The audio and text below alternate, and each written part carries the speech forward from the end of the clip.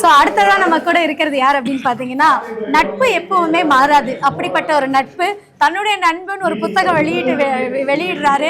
அதை பார்ப்பதற்காகவும் அவரை வாழ்த்துவதற்காகவும் நம்ம கூட முத்துக்கண்ணன் ஐயா அவர்கள் வந்திருக்காங்க. சொல்லுங்க, அவரோட நட்பு எப்படி? நீங்க வந்த உடனே சொன்னீங்க நான் அவர் கூட படிச்சவர் அப்படின்னு. ஸோ அவருடைய நட்பு எப்படி உங்களுக்கு?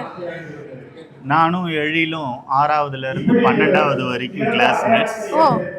6ல இருந்து 10 வரைக்கும் எழில் பக்கத்து கிளாஸ் 10th சி பிரிவை சார்ந்தவன், நான் வந்து டி பிரிவை சார்ந்தவன். இப்போ நான் பாரதி வித்யாலயா பள்ளியின் மாணவர்கள். இப்போ நான் அதே பள்ளியில் ஆசிரியராக பணியாற்றிக்கிறேன்.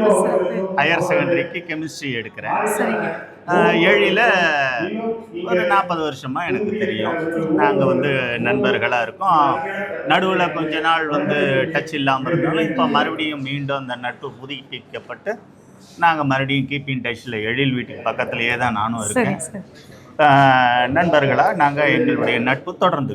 அவருடைய பர்னிச்சர் கடைக்கு போயிருக்கீங்களா?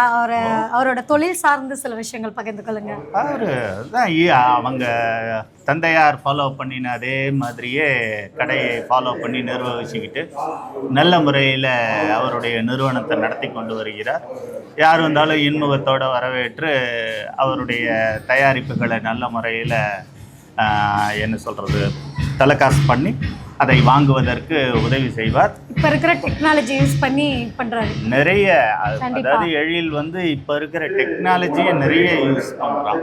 நிறைய யூஸ் பண்ணி நிறைய விஷயங்களை சாதிச்சிருக்கான். போதும் இந்த புக்கில் வந்து பார்த்தாக்கா சேலத்தில் வந்து நாங்கள் அந்த காலத்துல எல்லாம் சுத்த எல்லாம் வந்து ஞாபகம் வச்சுக்கிட்டு ஒன்னொன்னையும் எதையுமே விட்டு விடாமல் அந்த காலத்து தியேட்டர்கள், அந்த காலத்து கோயில்கள், அந்த காலத்து உணவு விடுதிகள், நாங்கள் சுத்தின தெருக்கள் எல்லாவற்றையும் வந்து நினைவில் வைத்து கொண்டு எல்லாத்தையும் பகிர்ந்துருக்கிறோம்.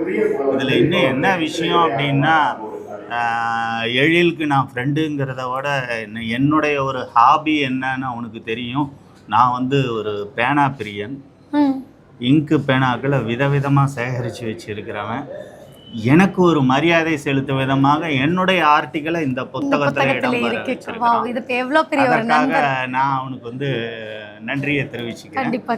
இந்த புத்தகமானது சேலத்தை பற்றி சேலத்தில் இருக்கிறவங்களுக்கு தான் இல்லை, கண்டிப்பாக நம்மளுடைய உலகத்தின் எந்த மூலையில் இருக்கிறவங்களுக்கும் இந்தியாவின் தமிழ்நாட்டோட சேலம் மாநகரத்தை பற்றி நல்லா தெரிஞ்சுக்கலாம். நம்ம இந்தியாவிலேயே வந்து முதல் மாவட்டமாக அறிவிக்கப்பட்ட இடமே வந்து சேலம் இல்லையா? அந்த இந்த மூலையில் இருக்கிறவங்களும் இந்தியாவில் இருக்கிற தமிழ்நாட்டிலேயே இந்த சேலம் மாவட்டத்தை அக்குவேரா அணிவேரா. நீங்கள் எப்படி பார்க்குறீங்க? ஒரு முதலையாக வந்து சேலம் தான் மாவட்டமாக உருவு பெற்றது.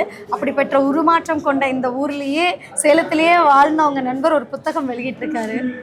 அதுதான் என்ன சொல்கிறது, நிறைய மாறுதல்கள், அந்த மாறுதல்கள் எல்லாத்தையும் தொகுக்கணும் அப்படிங்கிற ஒரு ஆர்வத்தை மேற்கொண்டு நல்ல முறையில் தொகுத்திருக்கிறான். இந்த முயற்சிக்கு நிறைய பாடுபட்டிருக்கான். அந்த பாடுபடுதலுக்கு நண்பன் அப்படிங்கிற முறையில் என்னுடைய வாழ்த்துக்களை நான் வந்து தெரிவித்துக் கொள்கிறேன். இதே மாதிரி அவனுடைய சமூக சேவையானது பல விதங்களில் தொடர வேண்டும் என கேட்டுக்கொள்கிறேன். நன்றி சார், நன்றி.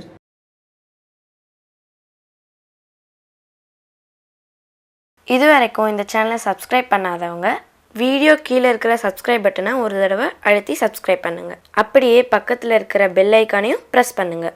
அப்போ தான் எங்களுடைய அடுத்தடுத்த வீடியோக்களோட நோட்டிஃபிகேஷன் உங்களுக்கு கிடைக்கும்.